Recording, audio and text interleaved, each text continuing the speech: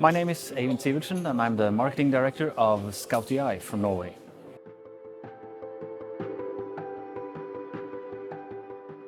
We provide an end-to-end data solution all the way from acquisition to processing and annotation and reporting. In the acquisition end we have the Scout 127 drone system, and in the other end we have the Scout portal.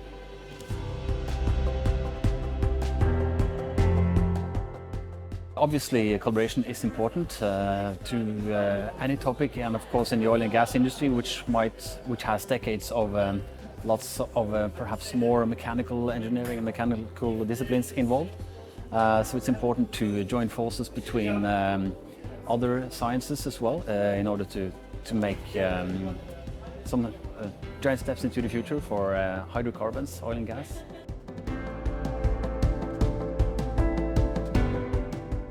A recent collaboration, which was mainly between Cognite and Ørsted, are worth mentioning. Those two companies, Cognite and Ørsted, were collaborating on offshore wind farm data, in which our role was to supply the data acquisition, namely the drone, the Scout 127 drone, which was collecting this data inside an offshore wind farm. And the data was then uploaded to Cognite Data Fusion and combined with other data, also like an asset model and other telemetry data from this installation.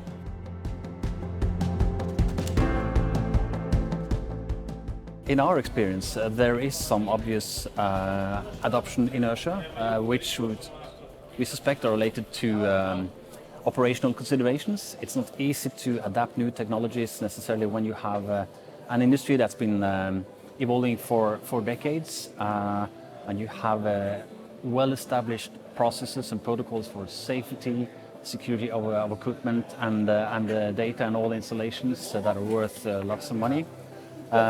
You also had the consideration of preserving operational time. You don't want to have production downtime, so taking people out of circulation, for example, in order to train them to use new technology or deploy new technologies is a very difficult process, I think, and this is why I think that this adoptional inertia, as I call it, is understandable.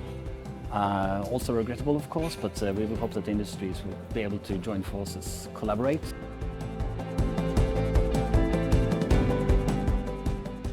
I think that there are lots of challenges.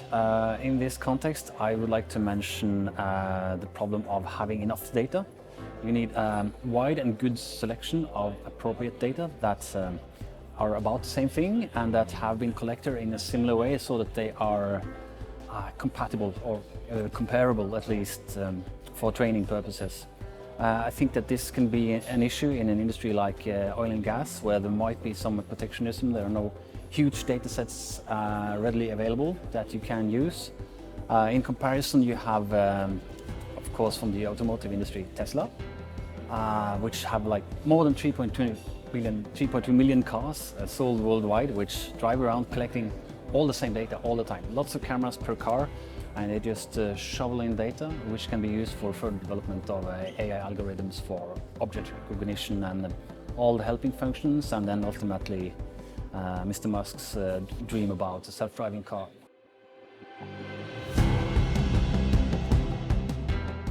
In order to overcome the problem of not having enough data, you might try just gathering more data or creating the data.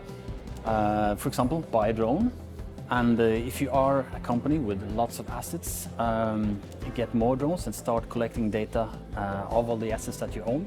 You will find that if you, for example, start collecting data about an asset when it's new, you will very soon, in a matter of years, be able to manually discover trends by looking at the inspection data. This is visual inspection data. By looking at how the surface or the integrity of this asset has been changing year by year.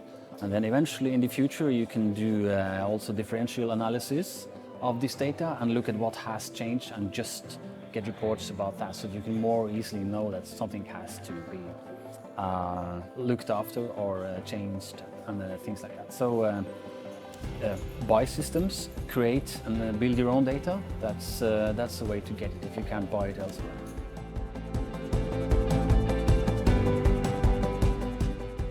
is that it's very well organized. There is always someone that you can ask and that come and want to help you with things. So we really like that aspect.